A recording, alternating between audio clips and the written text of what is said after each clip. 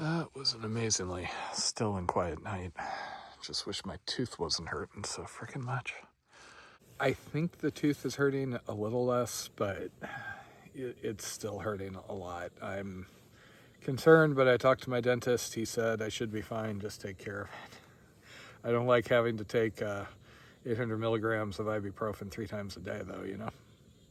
Other than the whole radiating dental pain thing from the tooth extraction I had a week ago, the worst part is I have to irrigate it a couple of times a day, and cold water on an exposed tooth socket kind of sucks. Not to mention, this is kind of hard to aim. So as usual, late start this morning. First day out, I'm always extra chatty. So the first video edit takes me like an extra hour. Also, I was having trouble sleeping, I think, due to the tooth pain. The painkillers wore off in the middle of the night, and actually had to take one of my big pills. I've now touched all my gear. I'm always a little bit on edge until I have. You know, never know if you forgot anything. Seem to have everything with me. The one problem I'm having is this C-Knock has pinhole leaks on both sides.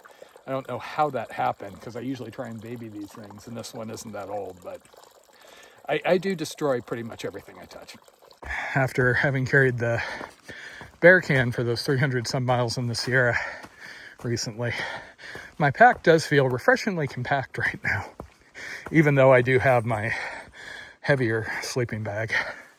So I know it seems like conventional wisdom these days is everybody should use a quilt. I do own a quilt. I have used a quilt extensively over the years, including I think the first time or two I did the JMT. But when I did the PCT, I actually switched back to a mummy bag and got the expensive Western Mountaineering, light and efficiently warm bags. The reason being, it all has to do with shoulder conditions. Most of the time, you're fine with lighter stuff, as long as you don't mind getting out of the way of certain storms and not going out too early or too late. I like being able to be out, and I don't like swapping gear too much. I remember on the PCT, people who were trying to mail their rain jackets 5 days ahead and stuff like that. It just detracts from being out here for me. I still like coming out with one set of gear and finishing with that set of gear. I will swap things out when I have to, but swapping out sleeping bags tends to be kind of expensive, since not only do I have to ship one out, but I have to ship the other back. And in general, when I have done that, CDECT, when I got up to Canada, I actually kind of ended up regretting it. The red bag you see me use most of the time is a 30-degree Western Mountaineering, and the green bag is a 10-degree Western Mountaineering. The 10-degree is really, really warm, and most of the time that 30-degree is sufficient. However, the 30-degree really needed washed down, accumulates oils over time, and the down will kind of clump up. If you saw it after the Mississippi, we thought that bag was done and we were going to have to get a new one. But we send it to be professionally washed, because I know you can do it yourself. I have done that many times, and it has never come out as good as sending it to people. So we send them off every other year or so when they need it and they start looking oily and bunched up, and they basically pop up just about like new. So for now it's overkill, but I am intending to be living out of this bag for another 70 days or so till Thanksgiving, and I am anticipating it getting much colder at some point. I am pretty much set with the gear I have. I once upon a time used to swap out for a heavier down jacket from my Enlightened Equipment Torrid at winter, but honestly, that Torrid hits so far above its weight class. I just keep that in my fleece these days and layer the rain jacket on top of it, and that has been fine even in the snow I was going through at the end of the CDT. The one thing I do have to swap out sometimes is if the ground gets cold. The foam pad that I sleep on 95% of the time, I'll start to feel the cold ground from underneath, which is where the down is compressed. And I have had to swap out to an air mattress in extreme cases. Again, see the CDT where, due to injury, I didn't finish till December 11th down at the Mexican border. So yeah, I do like my mummy bags. They are a little more comfortable to me than the quilts. Quilts work fine. I used to use my jacks are better all the time. Oh, paired with my bivvy when I was doing, you know, shorter things. But there is something about being able to zip up, which really, really helps when conditions are marginal. One of my pet peeves is were you to watch the YouTube hiker influencer types, you would come away with the impression that there is a certain set of gear which is just like the de facto standard. And I swear, a lot of those people have to either be copying each other or getting kickbacks from certain brands. So if you talk to people who have done a good amount of hiking with Nitecore batteries, for example, there's some pretty significant Q&A issues with those. I've had 3 or 4 of the batteries flat out fail on me, and I won't use them anymore. And yet, a lot of groups, it's like, oh yeah, 2 Nitecore 10Ks, that is what everybody uses. And it's like, same thing with, like when I got my gear put together ahead of the PCT, it seemed like everybody was in a Z-Pax duplex, which, don't get me wrong, nice enough tents and all, expensive, and they have some drawbacks. Wide footprint, high cost, some quality issues. So, you know, the Nemo Hornet, when I really looked into it, seemed like that was a way better deal for a fraction of the cost. And I've been really happy with that thing. Every now and then I see somebody claiming it doesn't handle rain, etc. I just laugh because I'm pretty sure I have the record for having mine out in so many types of weather. We're talking like historic flash floods in Kentucky, a few tornado warnings, hail, downpours, etc. So yesterday only made a little under 10 miles. I still had daylight. I couldn't have continued on, but I wanted to stay at the shelter that was further from the roads, hoping to up that a little bit, but I do kind of need to hold myself back the first couple of days. I don't think I can get my resupply box on Sunday, so I basically need to be no further than mile 50. I keep cutting off because I'm running into people coming the other way, and I don't like jamming a camera in people's face. But basically, ideally, I'm at mile 50 Sunday night, Monday morning, get my stuff, continue on. And as I get further south, I'll hopefully speed up. See, I say that like I don't have a nice, easy plan with a lot of fudge time. I could do less than 10 a day and still finish this thing. But I'm kind of starting to get hopeful about potentially adding some other trail in between the long trail and the Bent Mackay. I'd always rather be on the move rather than sitting around if I can avoid it. That shelter was down in a notch between 2 climbs, so I'm getting warmed up fast this morning. Okay, I know better than to try and record while I'm climbing up mossy rocks. Damn it, whacked my knee. On the plus side, when you get trained on wilderness first aid, there is a concept of distracting injury. Nobody cares that they're bleeding if, you know, their finger's broken, things like that. So the fact that my knee now really hurts will at least distract me from the tooth pain, right?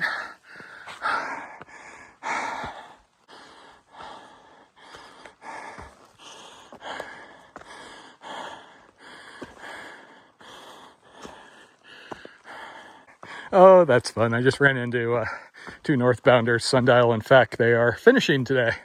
And I was chatting with them, and they started, one of them started giving me that weird look that I kind of recognized. She had seen my videos, just didn't recognize me because my beard's short and I'm a little wasted away post-illnesses. So yeah, it does look like there are a fair amount of people out here. I rechecked far out comments, and there are some popping up closer, and I've seen a good amount of people going in both directions today. So lots of social butterfly delays in my near future. If it seems like I'm inconsistent being around crowds, I like meeting people. It's just the camping. I prefer to be off on my own. But like on the AT, I would always stop by the shelters to like chat with people and then go off a few more miles to camp somewhere. So this is the J Peak ski area. Apparently they open up that hut at the top for hikers sometimes, though it automatically locks. Somebody had their stuff inside, went outside for some reason, and then the door locked on them. So at like 6 o'clock at night, their stuff's inside and they're locked outside, and they had to run around and get security to let them in. Oh yeah, I do really like it up in this part of the country.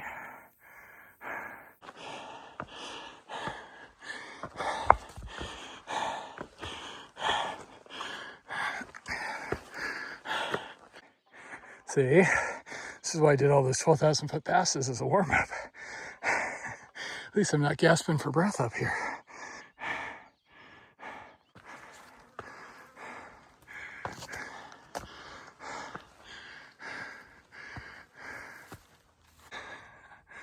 Of course, why even bring a gun if you're not going to haul off and shoot some random sign, right?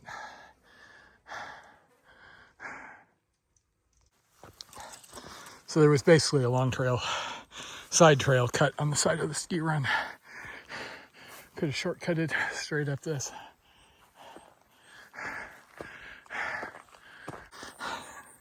I do kind of laugh about the blazes, but they do make it so I can just turn my brain off more when hiking.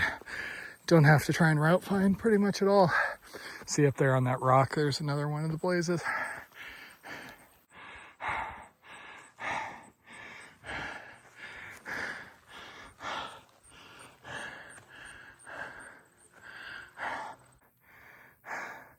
Some days I really live my life.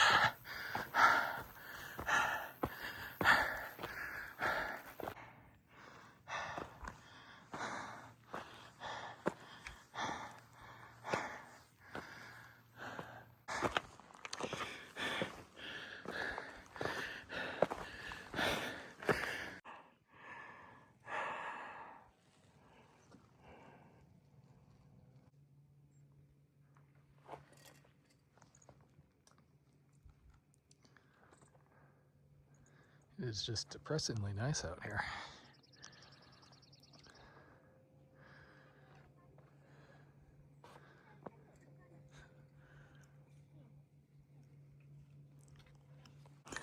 So those ladies were northbound finishing today.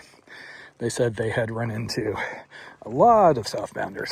Not as many northbounders, but sometimes you're moving in sync with everybody so you don't see people around you.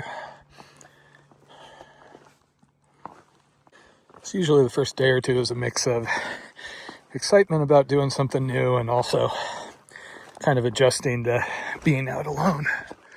And then after a few days, I kind of settle in and I'm less conscious of the passage of time and just enjoy being out here. That is admittedly a little harder, considering my tooth is still causing me a good amount of pain, despite my attempt to distract myself by whacking my knee earlier.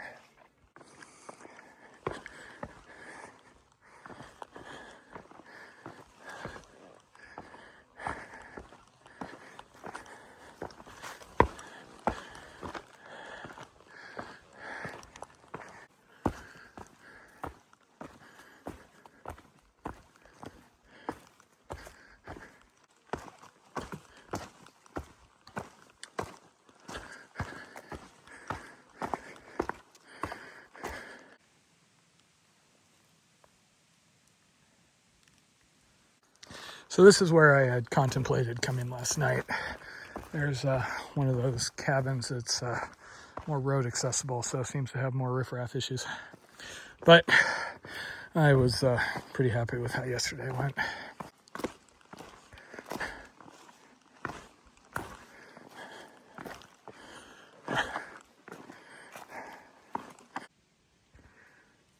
everybody here is long trail, but there is a good number of people out here.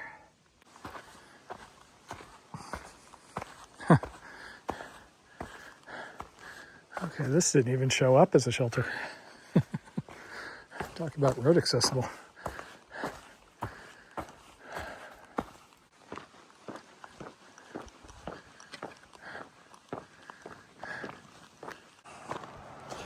There we go.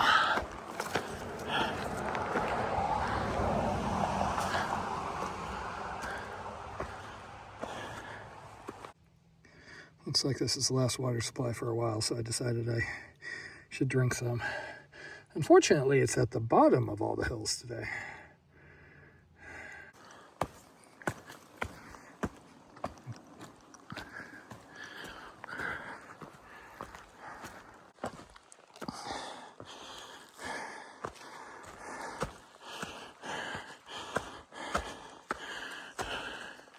Those ladies I was talking to on the top of Jay did mention that the next bit was easier for a while, and I did a steep climb out of that last road, but this has been nice and cruisy.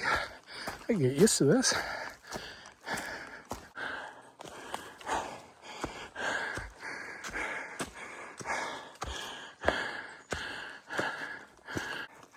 So interesting thing, the last couple of summits have actually had workable campsites for a single tent. I'll have to keep that in mind over the next couple of days.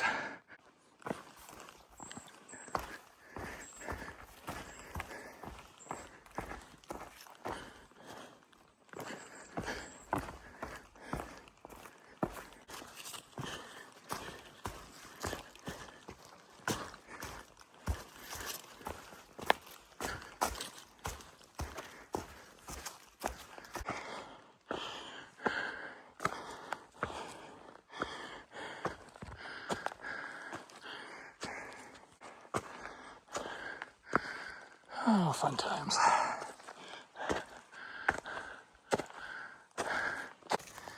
There are surprisingly few places to sit along the way, but here again, campsite on a peak.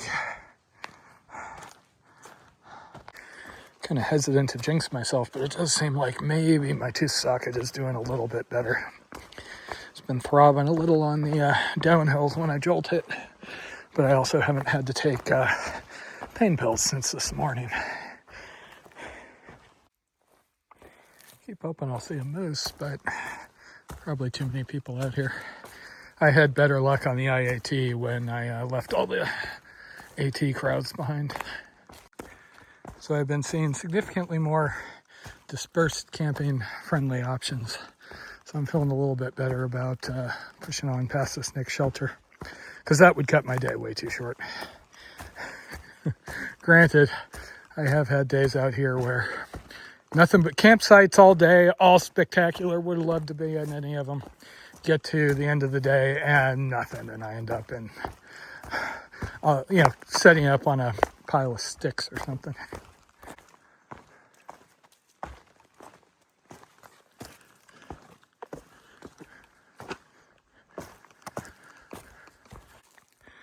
Okay, gonna go fill up and then hopefully find a camp in a couple more miles. So there's currently about 5 people at that shelter. It's a fancy one. Okay.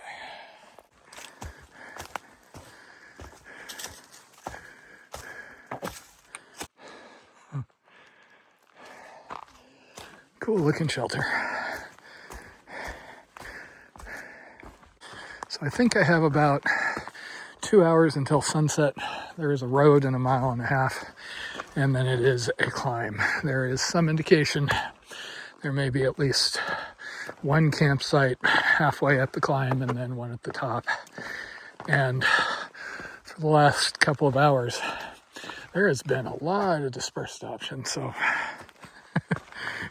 here's hoping I can get some more miles in. It has been pretty out here, but I have not been moving very fast, so all my mileage estimates are pretty much worthless at the moment.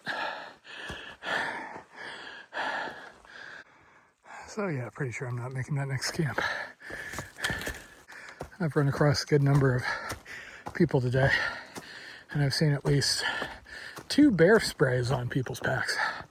Must be to guard from them ferocious Vermont grizzly bears. We had somebody in the wilderness class this year who insisted he needed to have bear spray. He was convinced he needed to have protection in case like cartels attacked us in Joshua Tree. So we put a more stringent no weapon policy. It's the problem with bear spray. It's not about them being able to protect themselves. It's about risk to the rest of the group. Bear spray is somewhat notorious for being easy to kind of spritz yourself or others. And it is highly, highly unpleasant to get exposed to. So it's one thing when you're, up in Glacier where you have actual grizzly bears, because that's what that stuff is intended for. But you see a lot of people, hell, I ran into somebody carrying it on a local peak in Southern California. Last grizzly bear we had was killed in Trabuco Canyon in 1812, I think. So after that, and the previous year, having an issue that someone wanted to have a weapon-sized knife strapped to their hip at all times. We now have what I'm referring to as using the lawnmower to trim the hedges warning slide, explicitly saying no weapons in the class. And I've been doing that class since 2009, not to mention I have walked more of this country than a lot of folks. Can't say I've ever felt the need for a weapon. Nachos, maybe tacos, things like that, but weapons, not so much. So I think that shelter I was at last night, I was the only person. If anybody else was there, they arrived late and left early. But that shelter back there, I think there were 5 people when I arrived. And I just passed 3 more that were heading there, so a little bit busier. Keep finding water caches, which is interesting because there's actually plenty of water out here.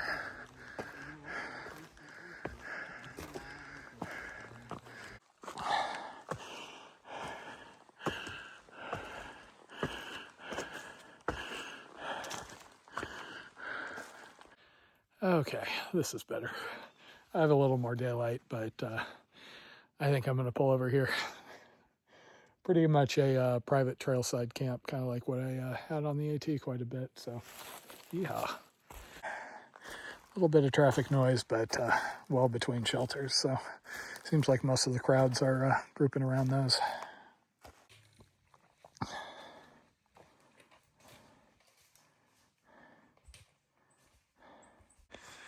And that should work for the night. Home sweet home.